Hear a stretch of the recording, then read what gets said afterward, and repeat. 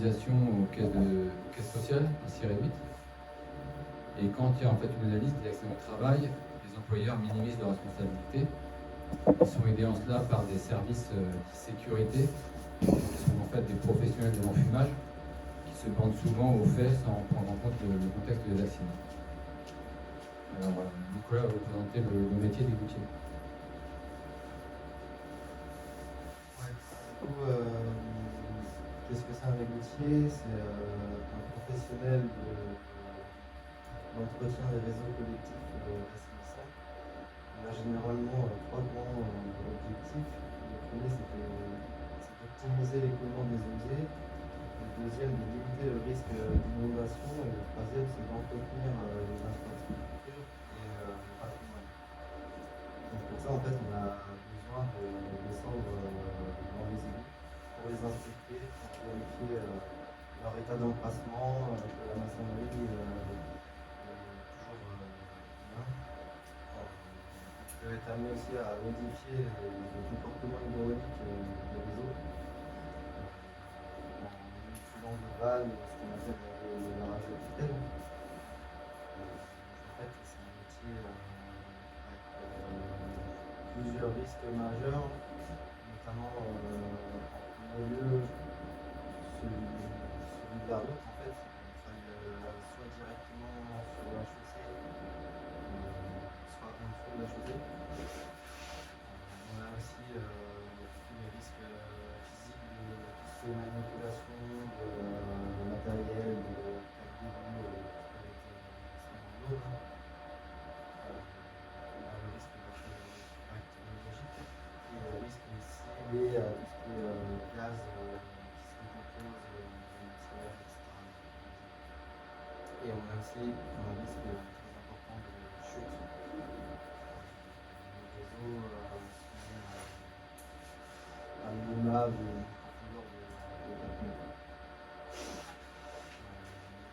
En 2012, la Caisse nationale d'assurance maladie qui avait émis une recommandation qui proposait un référentiel commun de formation pour les travailleurs des égouts et des assainissements.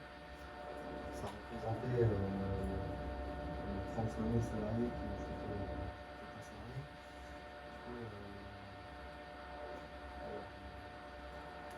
Son nom, en fait, c'est le CAPEX, c'est le certificat d'aptitude à travailler dans les espaces confinés. Et en fait, lors de ces formations, en fait, il y a une grande part qui est liée au risque de gaz, qui est très important aussi dans le métier.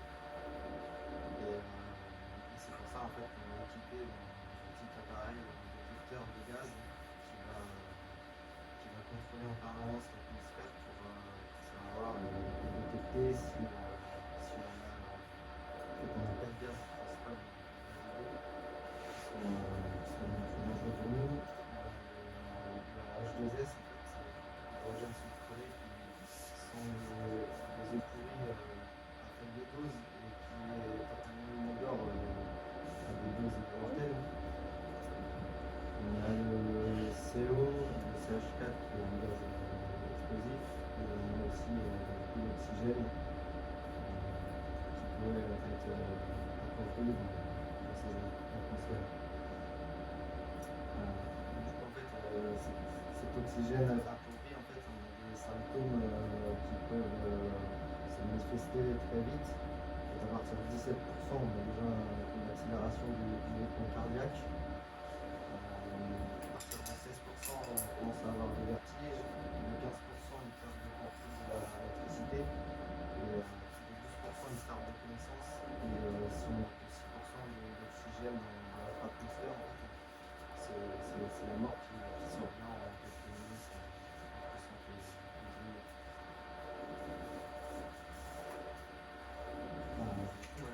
Je vais vous parler aussi plus en particulier du coup de l'accident. Du coup, le lieu où ça s'est déroulé, c'est dans ce qu'on appelle un siphon. C'est un ouvrage qui est sous la Seine. On véhicule la partie de la Seine reliée par une canalisation qui passe par-dessus. Du coup, en fait, c'est ouvrages sont très profonds. On n'avait pas de temps lorsqu'on est intervenu. On ne connaissait pas la profondeur exacte de cet ouvrage. Maintenant, on l'estimait à 50 mm la certitude.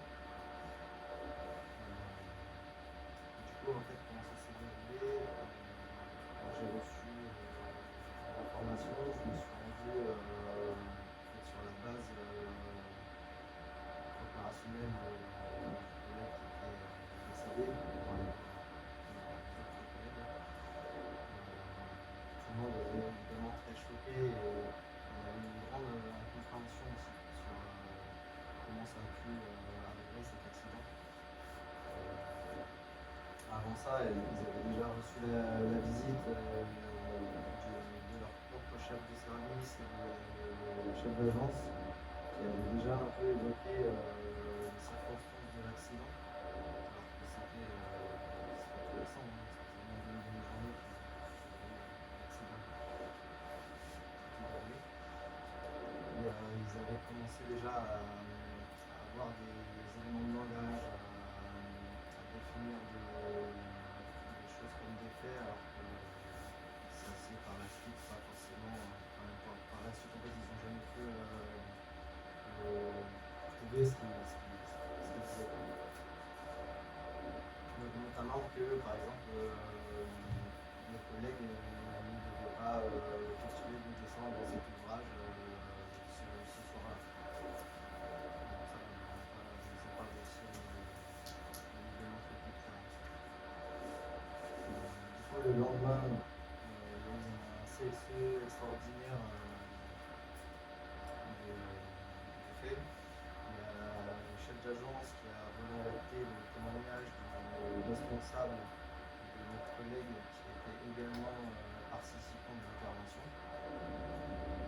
C'est le témoignage en fait qu'il a délivré à la police. Il a été intervenu également au moment de l'accident. Il a été accompagné en fait tout le long par la direction, que ce soit avant son entretien avec la police et après. Et ensuite la direction a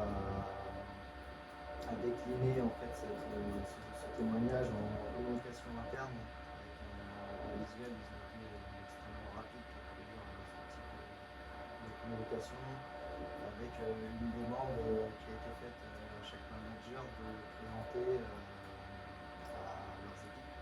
Évidemment, cette présentation était à charge vis-à-vis de notre collègue. Je vous passerai la parole. Donc en fait, par rapport au CSE exceptionnel, donc le CSE, hein, c'est le comité social et économique, là où les représentants des salariés discutaient avec la direction. Donc il avait été demandé par les syndicats, donc il s'est tenu le lendemain de l'accident. Il nous a permis de poser à la direction les premières questions essentielles et de voter la mise en place d'une commission d'enquête qui a débuté ses travaux la semaine suivante. La mise en place de cette commission, elle aurait dû interdire quelque part pour nous, à l'entreprise, d'aller aussi loin dans cette communication. Et nous avons réagi par un tract qu'on a diffusé à tous les collègues.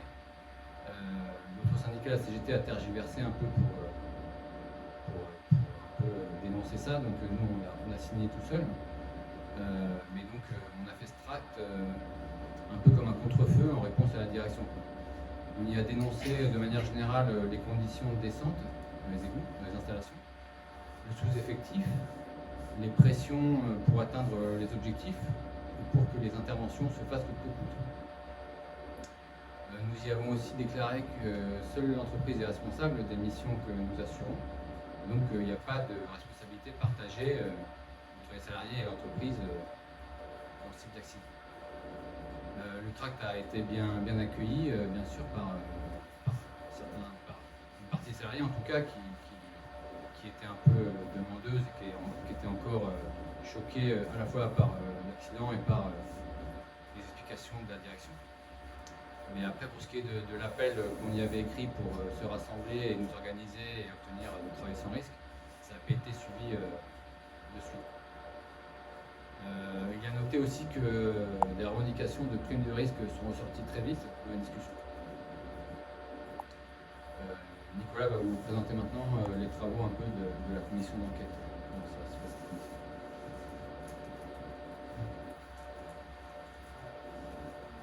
Pour chaque accident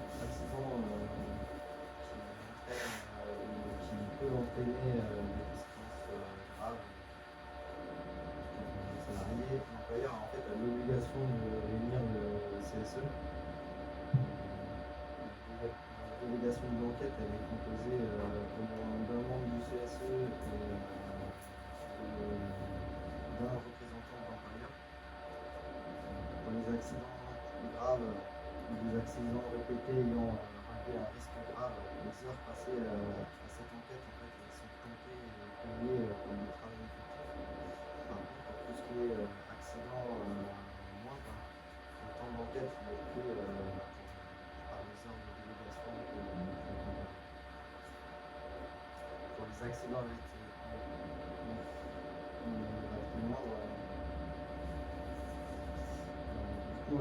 l'enquête, nous, a été évoquée assez rapidement. Dans le moment de l'accident, on a fait ça.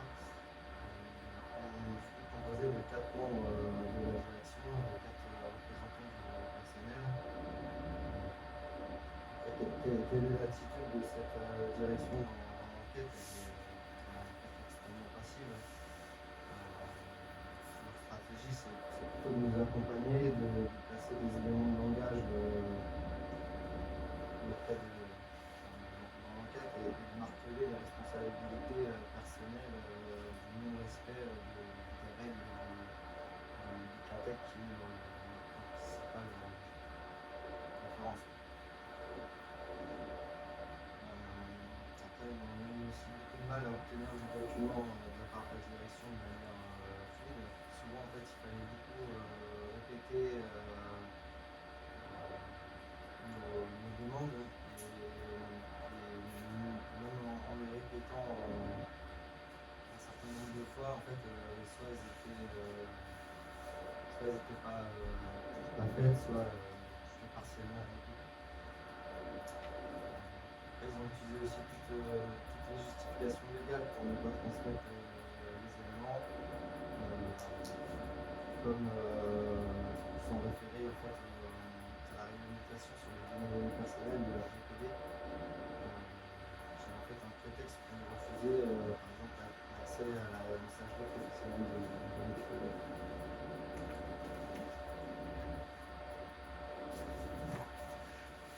Donc, la loi prévoit bien le droit pour le représentant du salarié de déclencher une enquête dans certains cas comme les accidents graves du travail.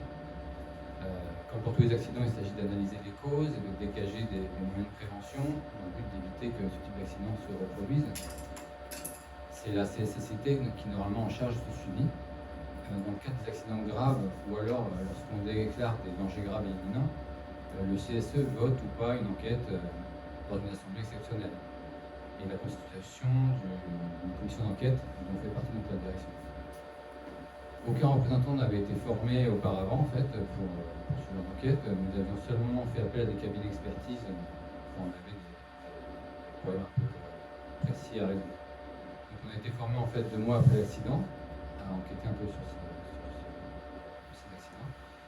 Nous avons notamment appris que les plans de prévention sont obligatoires dès lors qu'une coactivité existe sur un chantier. Aussi, les CSCT des 2 entreprises qui travaillent ensemble sont censés notifier leurs remarques sur ces plans de prévention. Enfin, le fait de signer de tels plans un peu vides et annuels, quel que soit le chantier, constitue une négligence notable de l'employeur. C'est la CGT qui est majoritaire dans notre entreprise. Nous sommes toutefois à parité dans la commission d'enquête car nous avons été volontaires.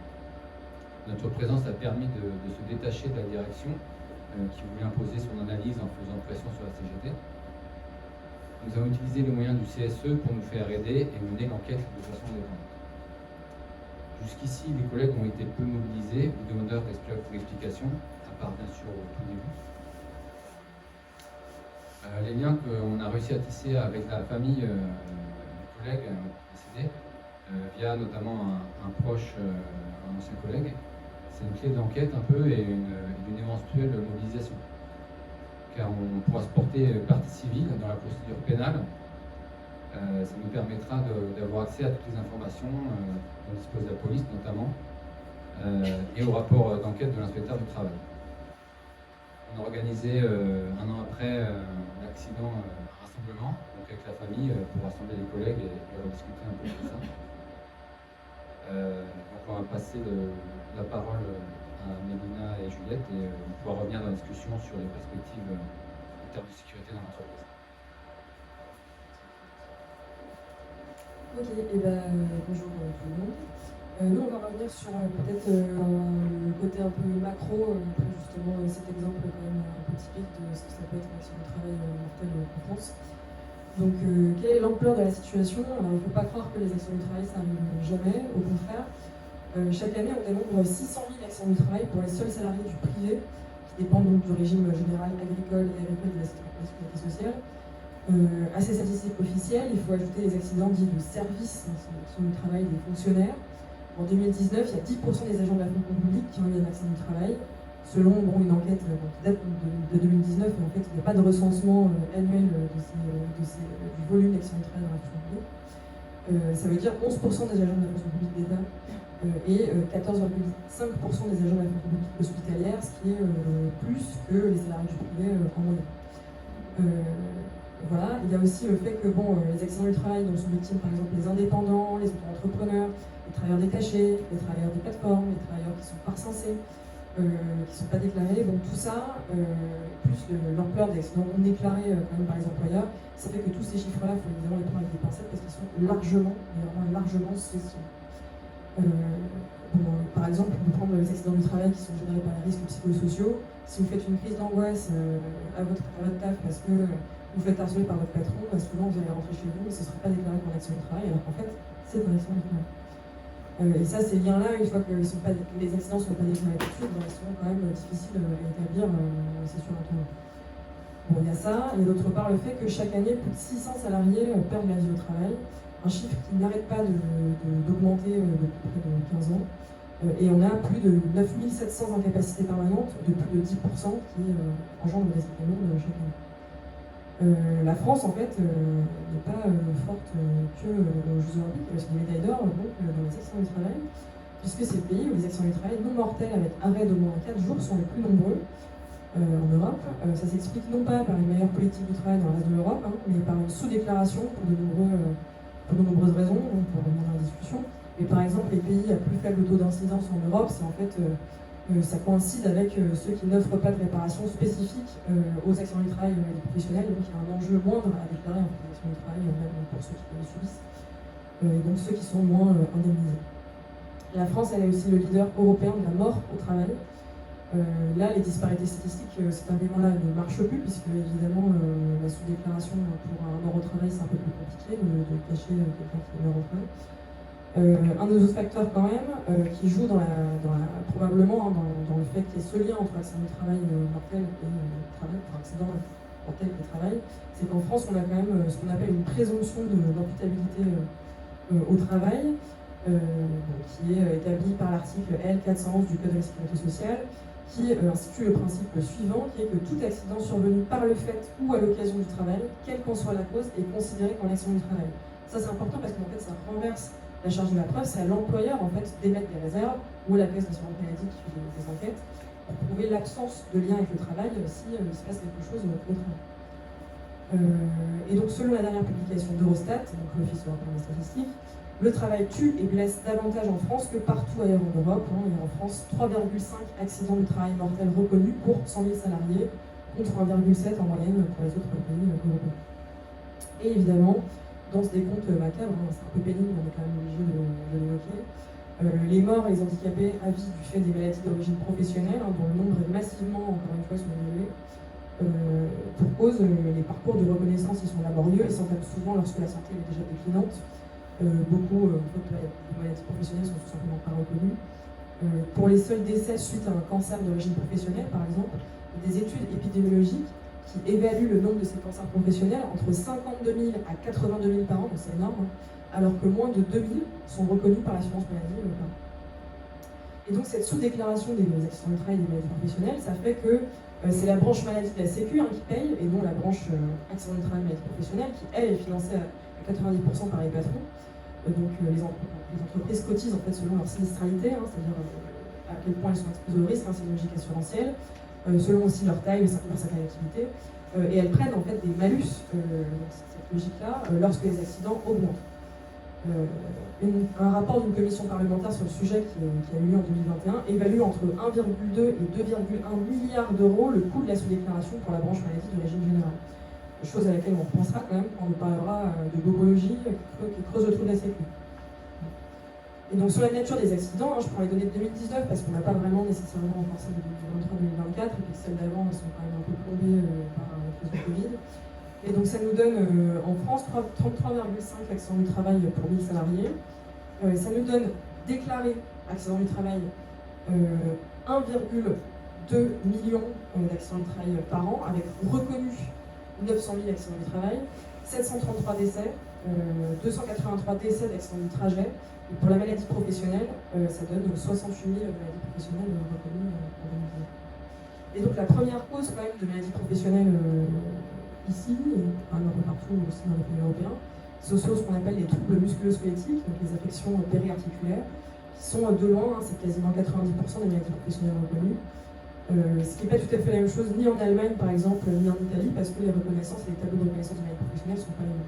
Donc c'est quand même il y a des biais dans ces accidents de travail, donc encore une fois les chiffres avec des risques.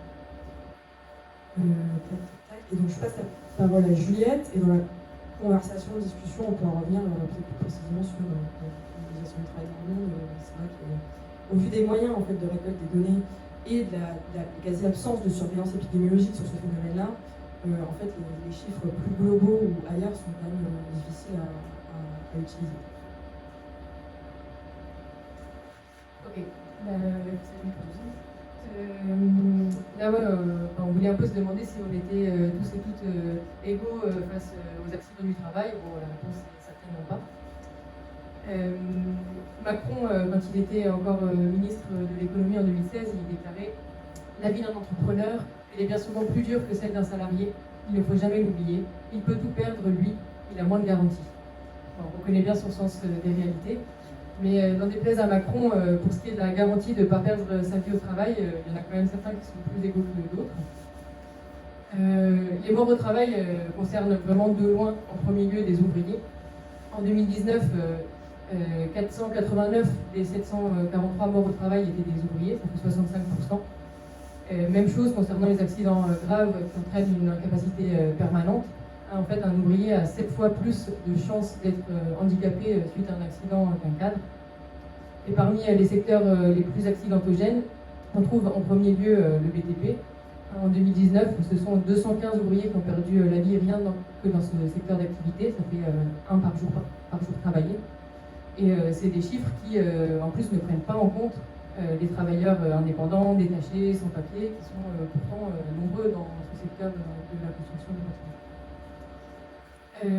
Donc en premier lieu c'est le BTP, mais on trouve aussi le transport routier, avec les accidents de la route bien sûr, mais avec une proportion importante également de malaise cardiaque, notamment au moment de la manutention.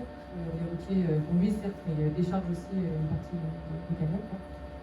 On trouve aussi l'agriculture et l'industrie, avec dans les deux cas des accidents qui sont liés aux machines, mais aussi le bûcheronnage, la pêche professionnelle, des métiers qui ont en commun et qui sont caractérisés aussi par un certain isolement.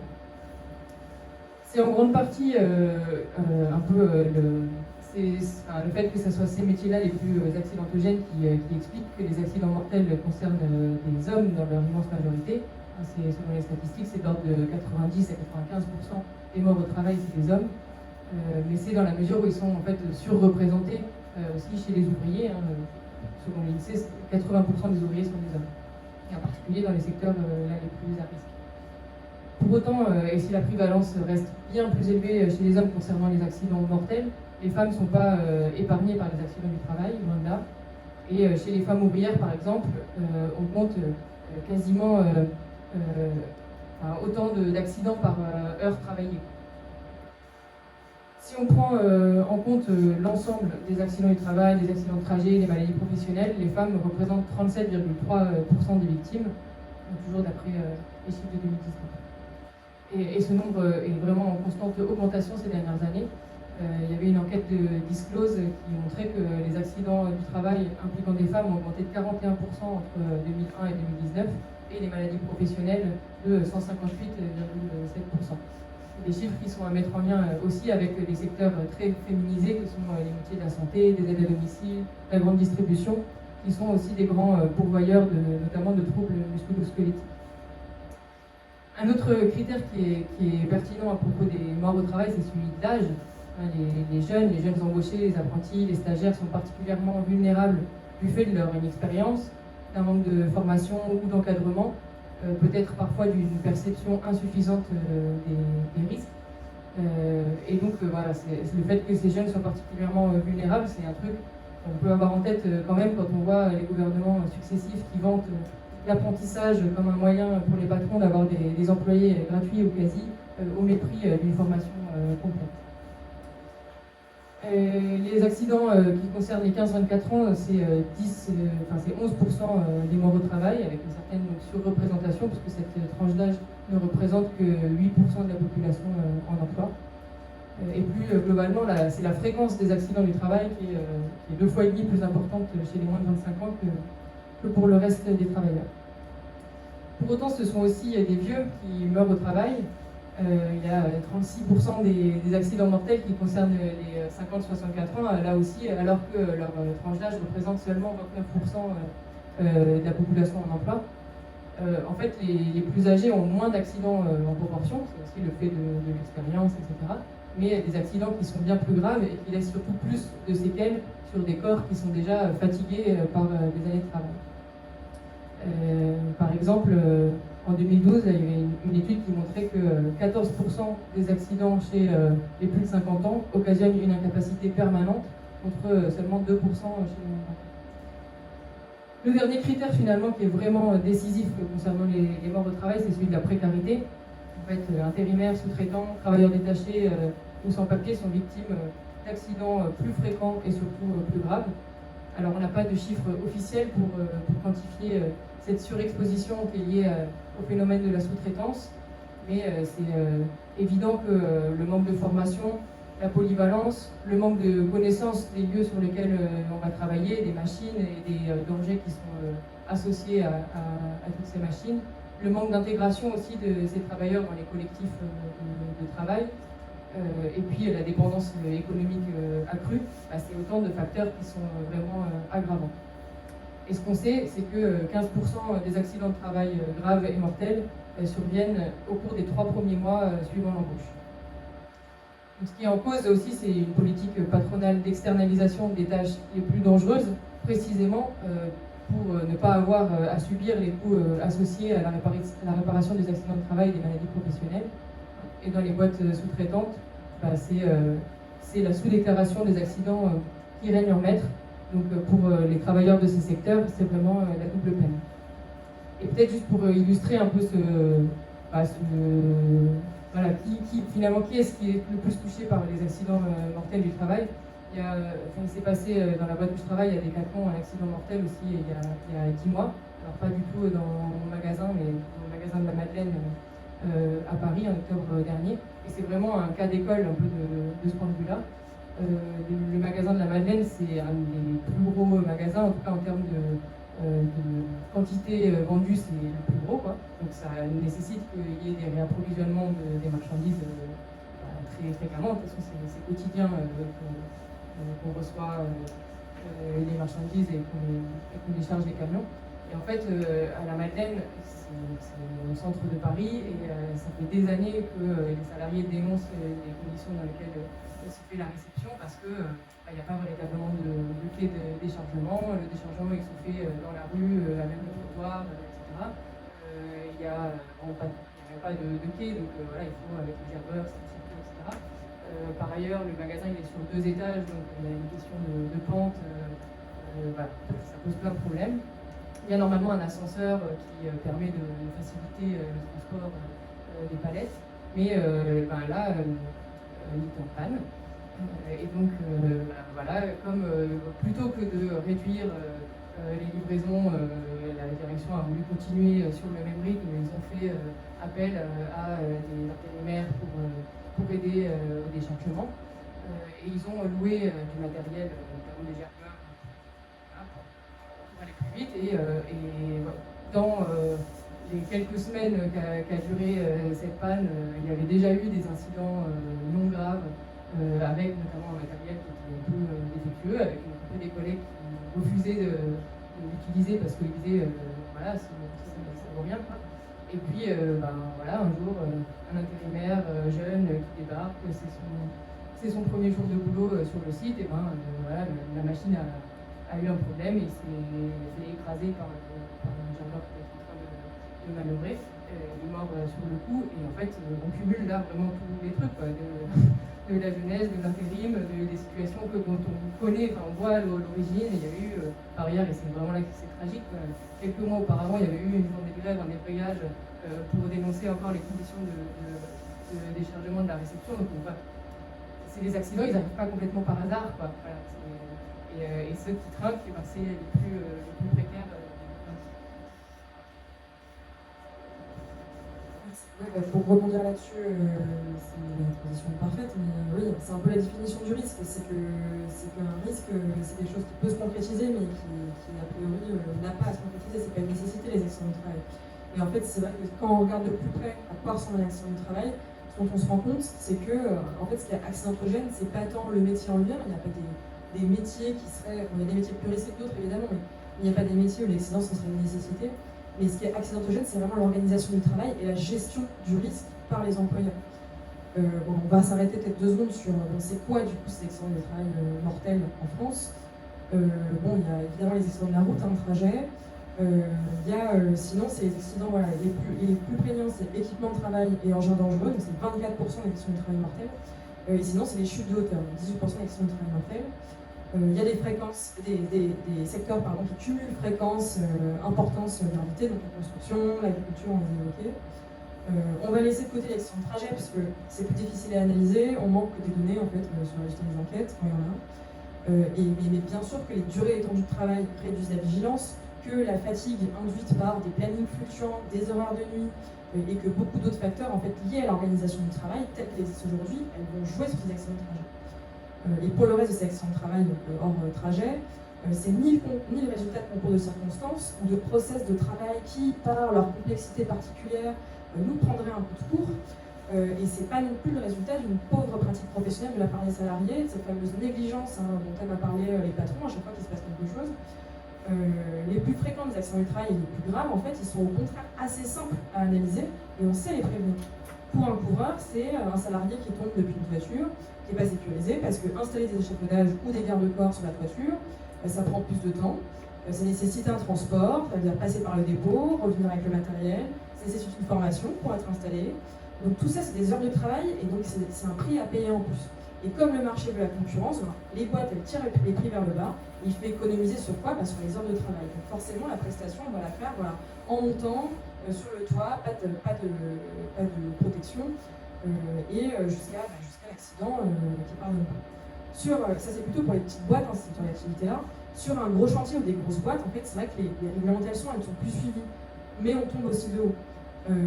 Bouygues ou autres gros donneurs d'ordre sur un chantier prévoit les protections, par exemple, contre les chutes de hauteur, mais comme chaque boîte va être responsable de sa propre sécurité et que la coordination obligatoire qui est prévue par la réglementation française, qui doit être prévue par le donneur d'ordre en amont du chantier, elle n'est pas faite correctement. En gros, elle se résume à signer un contrat avec une boîte de coordination qui va prévoir un référent sécurité qui va venir sur un chantier une fois tous les 4 matins, qui a 70 chantiers en même temps. En fait, ça ne sert à rien. Donc tout ça, on va être dans les clous juridiquement, mais dans les faits, ça va servir à rien. Et donc l'ouvrier d'une boîte va enlever la protection pour acheminer ses matériaux sur un chantier, suite d'une autre boîte va passer derrière et va tomber. Ou alors il faut aller vite, on transporte des charges n'importe comment à la grue, ça tombe sur les ouvriers d'en dessous. Donc ça s'est même vu il y a peu, moi j'ai fait un accident de travail il y a peu, où c'était le mur de béton n'a pas le temps adéquat pour sécher, parce qu'il faut aller vite, on est déjà en retard sur le chantier, et qu'il y a des pénalités financières si on fait une livraison qui est trop tardive. Et donc le mur s'écroule et tombe sur le gars qui bosse à côté et qui meurt. Donc tout ça, c'est ça en fait le quotidien des accidents du travail graves ou mortels. Grave ou mortel, ça ne veut pas dire compliqué, ça veut dire qu'ils ne pardonnent pas. Et au niveau de développement de société du pays dans lequel on vit, l'écueil, il n'est pas technique, il n'est pas de méconnaissance des dangers, il est que de prévoir des mesures de sécurité, c'est coûteux en temps et en argent. Et ces problématiques-là, elles sont accrues donc, par d'autres facteurs qu'on évoquait précédemment. La précarité, ça ne donne pas les moyens de dire non, de se mettre en retrait. La sous-traitance en cascade dans certains secteurs, la construction, c'est le cas d'école, ça n'aide pas du tout, puisque l'entreprise principale va contracter donc, pour un certain montant une prestation. Elle va la sous-traiter en contractant pour un montant bien moindre à quelqu'un d'autre qui va faire exactement la même chose à quelqu'un d'autre. En bout de chaîne, la même prestation sera livrée, avec peut-être des malfaçons pour la construction. Mais la manière de rentrer dans son budget, pour le dernier, ça va être de dégager de la marge en prévoyant moins d'effectifs sur le chantier, moins d'heures de présence et de tout faire vite. Et c'est pour ça aussi qu'on a aussi beaucoup de précarité, en particulier à certaines régions de la France, mais typiquement, pourquoi on a en fait quasiment, pas quasiment que, mais énormément et systématiquement des sans-papiers sur les chantiers en Île-de-France, parce qu'en fait c'est des codes de sous-traitance, et qu'un sans-papier, ça permet de rentrer dans son budget quand on a sous-traité 15 fois l'opération. Voilà, donc on n'alloue aucune heure en plus à l'évaluation des risques, vous vous doutez bien, et aucun moyen en plus pour la sécurité. Ça part à la poubelle, puisque ça, de toute façon, c'est pas nécessaire, des moyens en plus pour livrer une prestation. Alors, peut-être un peu sur l'idée que, rapidement, mais sur l'idée que il y aura une amélioration un peu linéaire des conditions de travail. Bon, en 1950, il y avait 1 million d'accidents du travail en France, aujourd'hui c'est un peu plus de 600 000. Le développement des moyens de production, ça n'implique pas la mise en place des moyens les plus modernes partout, et ça n'implique pas la forme de travail. Évidemment, il y a des boîtes et des machines qui sont beaucoup plus modernisées aujourd'hui, et dans tout un tas de secteurs, et dans tout un tas de pays, si on dézoome un peu de la France, le textile en Inde par exemple, le parc machine, le process de production, il est encore archaïque, il ressemble en fait à ce qu'on trouvait dans les filatures de Engels.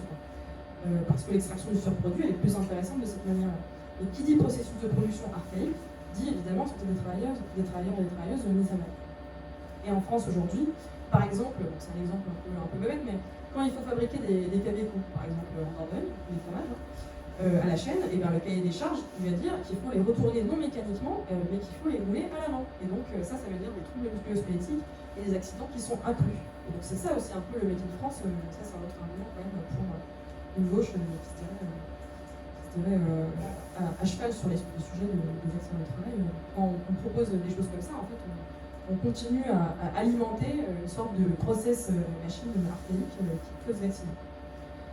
Et pour répondre peut-être à l'interrogation sur laquelle, avec la désindustrialisation, il y aurait moins d'accidents, et qu'on serait peut-être bientôt tous col blanc dans une société autour des services tertiaires.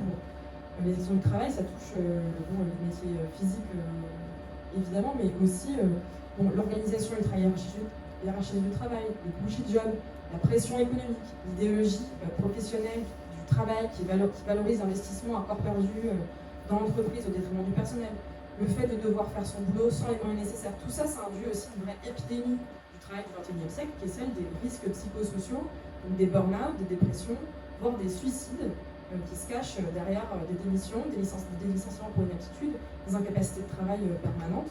Et donc une étude publiée il n'y a pas longtemps sur le site de la DARES en 2024, c'est tout récent, étaye la propension, par exemple, à l'intensification du travail, à dégrader la santé mentale des travailleurs, alors qu'une plus grande latitude dans la conduite de leurs activités professionnelles, elle produirait les effets inverses.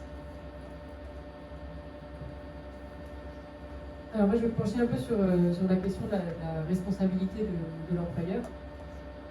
Pour les victimes ou leurs familles en cas d'accident mortel, il y a bien un système d'indemnisation qui existe, mais qui est loin d'être satisfaisant. En même temps, qu'est-ce qui le serait vraiment quand le travail prend une vie ou rend une victime handicapée à vie? Et surtout, c'est une indemnisation qui est loin de couvrir l'intégralité des soins nécessaires ou des adaptations nécessaires pour l'environnement de vie, par exemple. Pourquoi?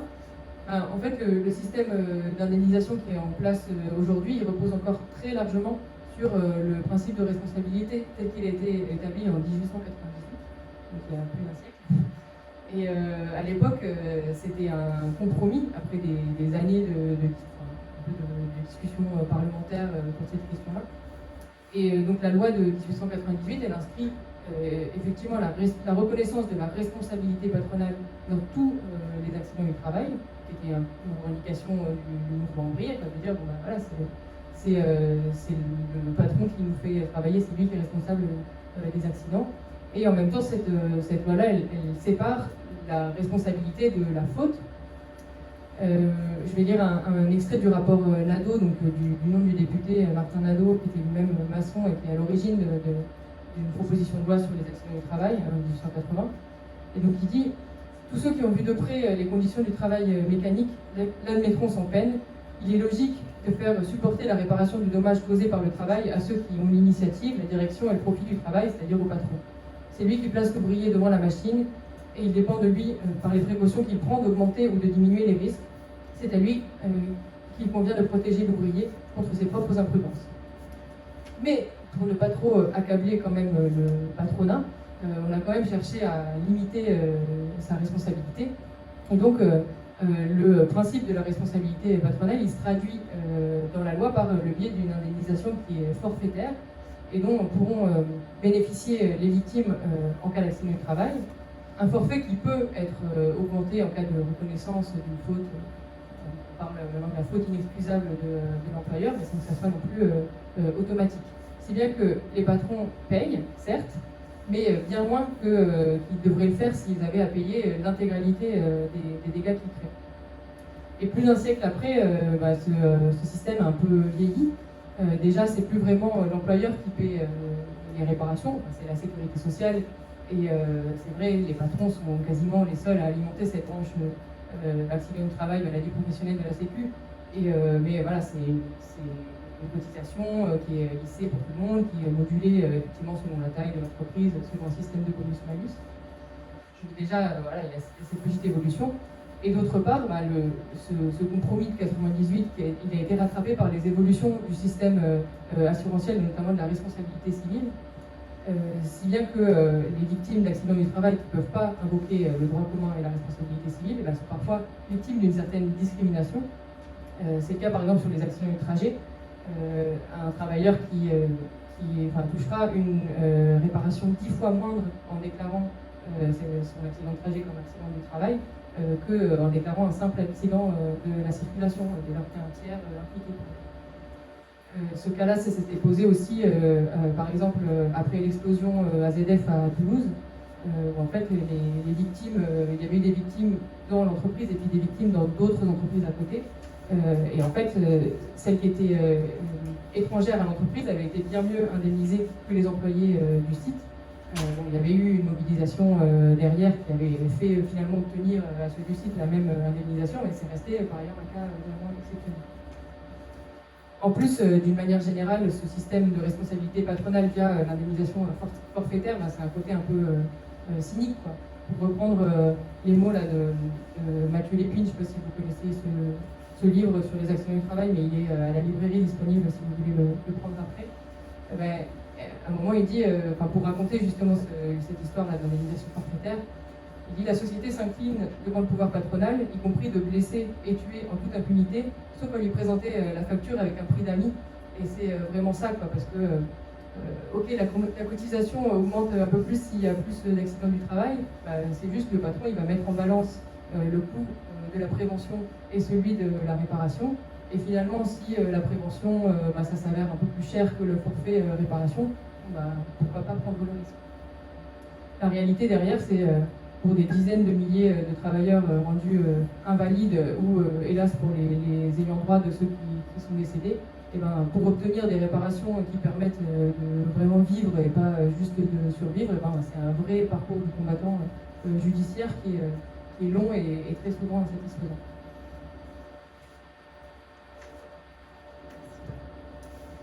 Alors, autre problématique, peut-être autour de cet accident de travail, mais donc, que fait l'État devant un tel problème sanitaire pour protéger les travailleurs, parce que le patron, évidemment, peut demander un bout de tirer du lait. Mais l'État, alors, pourquoi ne se mobilise-t-il pas? Comment se mobilise-t-il? Ce truc d'indemnisation, quand même, et de discuter d'accident de travail, c'est quelque chose d'assez récent dans l'histoire. Les bouleversements économiques et sociaux du XIXe siècle, et en particulier l'urbanisation liée à l'installation d'industries, donnent naissance au mouvement ouvrier, aux préoccupations autour du salarié. Et les revendications dites sociales, elles vont se traduire par la naissance des premières réglementations sur le travail, les plus connues étant la limitation du travail des enfants, plusieurs lois en 1841, c'est les premières, le travail des enfants et le travail des femmes dans les mines, ou limitation du travail de nuit. Les discussions sur la nécessité d'un code du travail, par exemple, elles émergent à ce moment-là. Un code du travail, il y a toute une administration dédiée à ce sujet. L'inspection du travail, par exemple, elle naît un peu avant la fin du 19e. Elle est chargée de faire respecter ce droit par tous les patrons.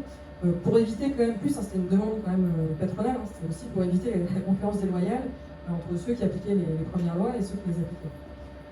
Et en 1906, le ministère du Travail est créé pour appuyer le travail parlementaire, donc beaucoup des socialistes, ce qui n'empêche pas d'ailleurs le gouvernement Clémenceau en même temps de faire réprimer dans le sang la vague de grève nationale qui avait été emmenée par la CGT à l'époque, la même année, des grèves lancées notamment après la catastrophe minière de Courrières, qui avait emporté plus de 1000 mineurs après un coup de vie.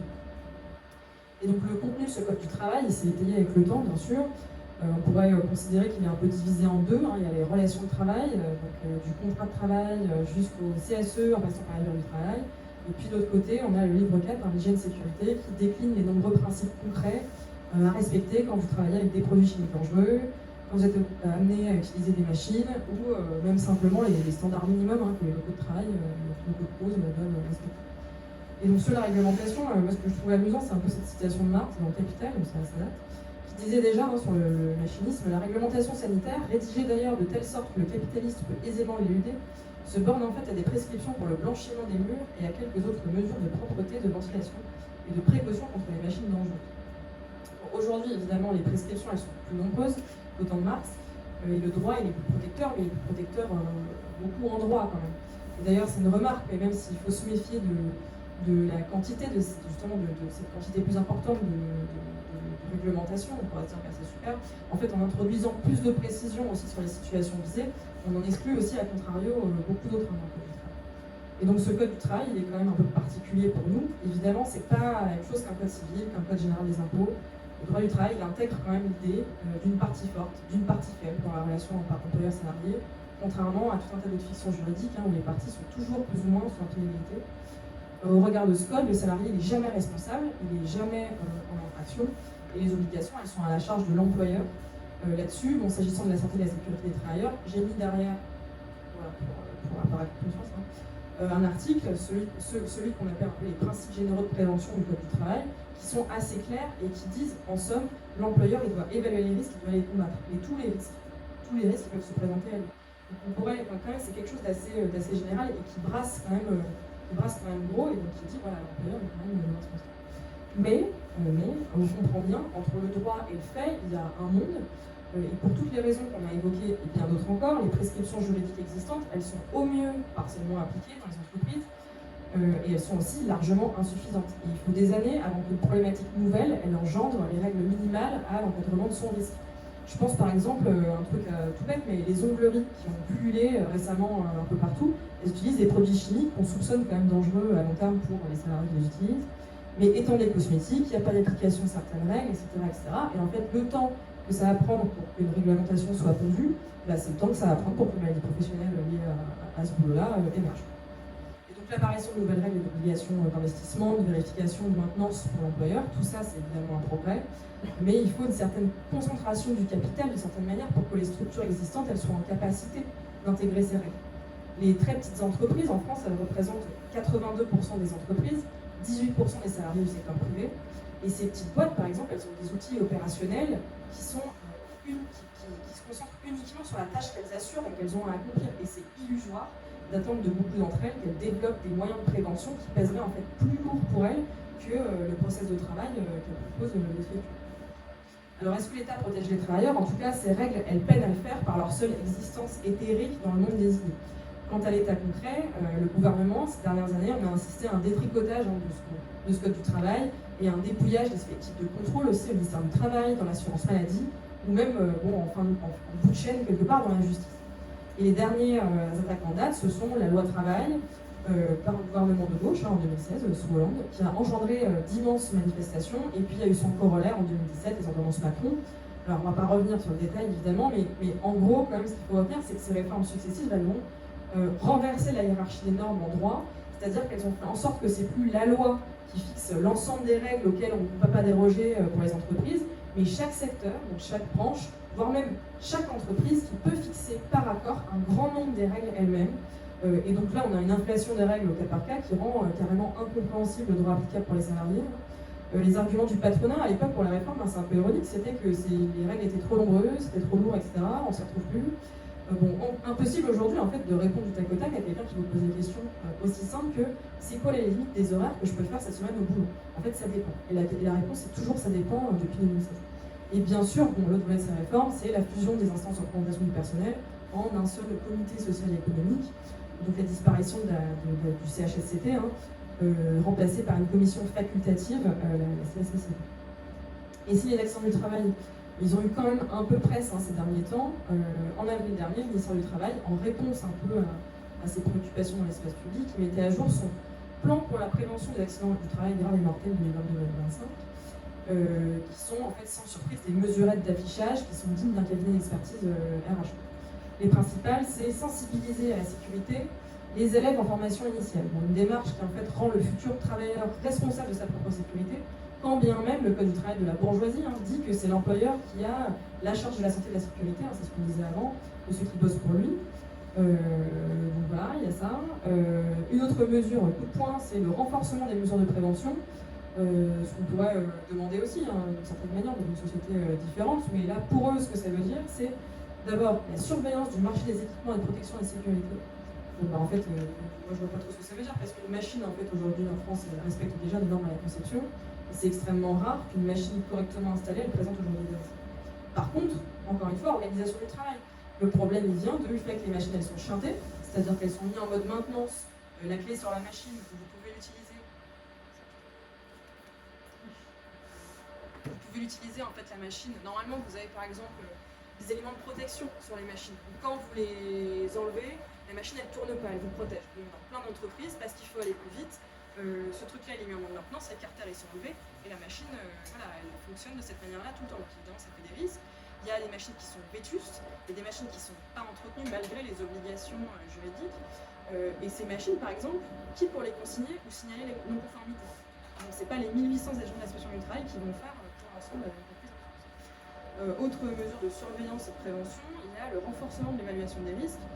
Donc concrètement, ça, ce que ça peut vouloir dire, c'est le fait d'étayer le document unique d'évaluation des risques, qui est un truc qui est une sorte de paperasse qui est obligatoire dans chaque entreprise, qui demande à l'employeur de faire des tableaux avec les risques présents dans l'entreprise et les actions qu'il faut mettre en place. Bon, ça, c'est vraiment un papier auquel personne ne se réfère, il n'y a rien qui est mis en place. Ce document, juridiquement, c'est la paperasse, et le plus souvent, c'est une décharge juridique en cas d'accident du travail devant un tribunal où l'entreprise peut dire « j'avais évalué les risques, juste l'accident est quand même arrivé, et là, c'est faute à toi, à moitié pardon ». Dans ces mesures-là, je vais plus vite, mais on a encore, par exemple, l'information renforcée sur les aides à la prévention. Donc ça, c'est ce que ça veut dire, c'est plus d'argent vers la prévention des entreprises. Et on pourra continuer à faire le tour, mais tout est un peu stacké. A priori, le code du travail tel qu'il existe, donc il n'est pas si protecteur que ça, même si évidemment on le défendrait, et on l'a défendu quand il est attaqué, mais ça reste toujours trop pour le patronat, puisqu'une nouvelle loi travail pourrait prendre apparemment le bout de son nez à l'automne 2024. Voilà. Et côté administration, je vais être très brève, mais côté administration, devant la justice, il y a une impunité patronale. Il n'y a presque aucun délit du travail qui est poursuivi devant les tribunaux, qui ont un certain nombre de places d'audience, et c'est dans ces places d'audience, de ce qu'on va audiencer, il n'y a pas les délits du travail. Il y a le mec qui a vendu 4 grammes de bœuf, il y a celui qui a volé un scooter, il y a un peu plus ces dernières années les violences intrafamiliales. La politique pénale du travail, c'est une quasi-fiction. D'ailleurs, les parquets un peu partout concluent des conventions avec les administrations pour que tous ces délits du travail, en fait, ils ne passent jamais devant les tribunaux, ils soient de plus en plus monnayés, ils soient plutôt des transactions pénales, où ils puissent donner lieu à des amendes administratives. Et donc aujourd'hui, voilà, c'est ça la politique pénale du gouvernement, c'est l'entreprise, elle paye s'il y a un accident ou s'il y a un problème. Voilà. Et si elle paye, nous, ça ne nous intéresse pas de les faire passer devant les tribunaux. Côté inspection du travail et médecine du travail, les effectifs ils sont en berne, coût budgétaire, même régime pour tout le monde. Et pareil, on a peut-être une intervention du collègue de la CRAMIF ici, mais je pense que c'est un petit peu pareil. Ils ont quelques contrôleurs, mais en fait très peu, de moins en moins. Si vous prenez par exemple le Val-de-Marne, qui est un département énorme, 94, en Ile-de-France, vous avez 4 contrôleurs MIF, 2 pour le BTP, 2 pour le reste, qui sont censés surveiller et prévenir les actions du travail pour l'ensemble des travailleurs de Val-de-Marne, donc qui pourrait croire, c'est un peu du théâtre. Et sur les acteurs de la représentation des intérêts des travailleurs à l'échelle nationale voire mondiale, en fait sur ce volet de la réglementation du travail, c'est le partenariat permanent entre les syndicats et le gouvernement, les négociations au menu pour la reconnaissance de telle ou telle problématique, alors que derrière, tout le système de protection existant s'effondre à chaque nouvelle loi. Les organisations internationales, de la même manière l'OIT, prennent toujours l'argument de ce que coûtent les accidents et maladies professionnelles dans le but de pouvoir convaincre les donneurs d'ordre, patrons comme institutionnels, de s'y atteler. Une manière en fait d'accepter ce système qui tue comme une fatalité, comme si la condition pour protéger notre santé et notre sécurité, c'était que ça ne gêne pas les affaires des patrons. Donc à la réponse à la question posée, que fait l'État pour protéger les travailleurs? Bon, pas grand chose en fait, et les travailleurs ils ont donc mieux jeu de compter sur leur propre force pour se protéger. Ouais, pour terminer, on voulait se demander si on peut en finir complètement avec les accidents du travail. Est-ce qu'on peut imaginer une société dans laquelle il n'y aurait pas du tout d'accidents mortels au travail? Bon, on a quand même envie de dire oui. Parce que le principe de la responsabilité de l'employeur, c'est pas juste un truc juridique, quoi. Pour nous, c'est aussi toute la logique du système capitaliste qui est en cause dans ces drames, quels qu'ils soient, que ce soit les gros accidents un peu spectaculaires avec des guillemets qui ont marqué l'histoire ouvrière dans les mines ou autres, qui sont malheureusement toujours d'actualité. Vous l'avez cité tout à l'heure, AZF avec ses 31 morts en 2001. On pense aussi au Rana Plaza au Bangladesh, qui était un bâtiment qui regroupait différents ateliers textiles qui a fait 1100 morts parmi les employés par un effondrement et 2000 blessés, etc. Donc que ce soit ces gros accidents ou ces drames quotidiens, vous faisait la liste, mais c'est quasiment 2 morts par jour aujourd'hui en France, quoi, voire plus en fait. La responsabilité c'est celle des patrons, oui, et on peut et il faut pointer toute la chaîne des manquements à la sécurité qui ont amené à l'accident quand on est confronté à ça dans les entreprises. Mais en fait c'est la responsabilité et c'est le problème du système capitaliste dans son ensemble, un système dans lequel fondamentalement la vie des travailleurs n'a pas de valeur aux yeux des capitalistes autre que d'être une force de travail à utiliser le plus possible, à presser le plus possible et qu'on remplace quand elle est trop usée. Parce qu'en soi, c'est pas en soi, c'est pas le travail qui est nuisible à la santé, mais c'est ses conditions, à savoir l'exploitation capitaliste, la course au profit maximum sur lequel repose cette société actuelle. Mais nous, on pense que c'est pas fatal que cette loi du profit perdure de toute éternité et que c'est pas fatal que les travailleurs perdent leur santé à gagner leur vie. Si on réfléchit comme ça, même rapidement, aux conditions dans lesquelles on travaille, une fois qu'on élimine déjà un certain nombre de productions inutiles et dangereuses, une fois qu'on réduit le temps de travail et la fatigue qui est associée, une fois qu'on élimine la pression des cadences et la productivité à tout prix, si on sort de cette logique où investir dans l'entretien, le remplacement, la sécurisation des machines et du matériel, ou investir dans la formation, la sensibilisation au risque, dans les équipements de protection individuelle, c'est simplement un coût supplémentaire ou un ralentissement de la production qu'on cherche à réduire dans une logique comptable, déjà ça change un peu des trucs. Quand on n'est pas dépendant d'un patron ou d'un donneur d'ordre qui fait la pluie et le beau temps, quand on ne risque pas de perdre son emploi parce qu'on a refusé de travailler dans une situation dangereuse ou qu'on ne sent pas, et surtout quand on imagine une toute autre organisation du travail où les travailleurs soient impliqués dans les décisions, l'organisation de la production, maîtrisent les informations, leur transmission, etc. Quand on élimine finalement l'aliénation du travail quelque part, ça fait une sacrée différence. Et on pourrait réfléchir encore à d'autres choses, mais voilà. Dans tous les cas, il est évident que derrière toute cette question de la sécurité au travail, il y a quelque chose qui touche vraiment au cœur de cette relation parfaitement déséquilibrée qui est le travail du système capitaliste et qu'il faudrait complètement transformer. Donc oui, c'est possible une société sans accident mortel au travail, ça devrait même être une évidence qu'on n'est pas là pour mourir au boulot. Maintenant, comment on fait en partant de la situation dans laquelle on est actuellement?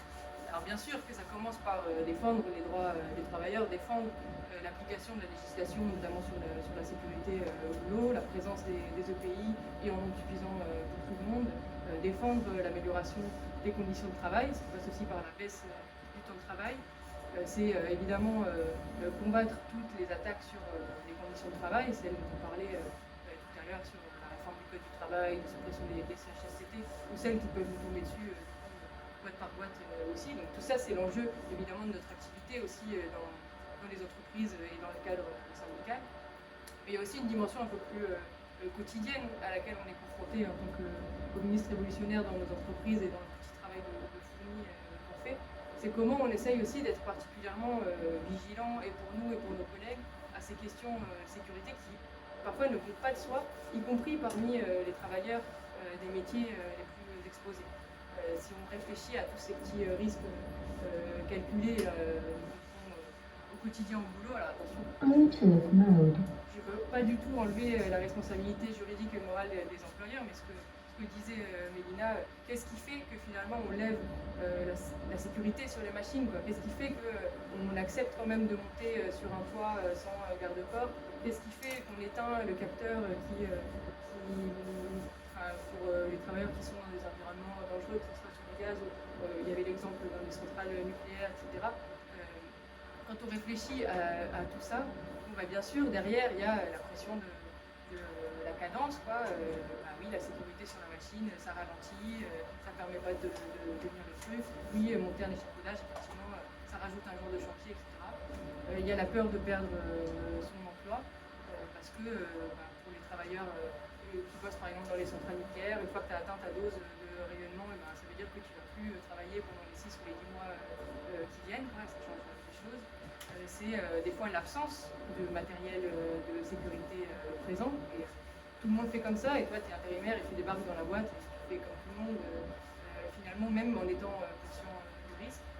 Et puis, parfois, il y a aussi, et on a pu rencontrer un côté un peu, c'est pas viril de mettre le pays, et donc je le fais pas parce que, voilà. Bon, ça, c'est aussi un travail qu'on a à faire, un peu de fourmi, effectivement, mais pour faire en sorte que les collègues collectivement soient en capacité et en position d'une part d'être conscients de ces risques-là, et de part qu'on puisse réagir et qu'on puisse pouvoir dire non et exiger d'autres conditions, obliger le patron à mettre les moyens nécessaires, que ce soit par les droits de retrait, par la grève, pour exiger le renouvellement d'un matériel dangereux, pour exiger des équipements de protection, ou pour exiger une autre organisation de service parce que voilà, tout ça un peu dans la perspective qu'on a qui est plus large et qui guide aussi notre activité au quotidien, réussir à faire prendre conscience aussi à nos collègues de la force des travailleurs et de leur capacité à transformer eux-mêmes de fond en comble toute la société, et donc aussi en premier lieu le travail et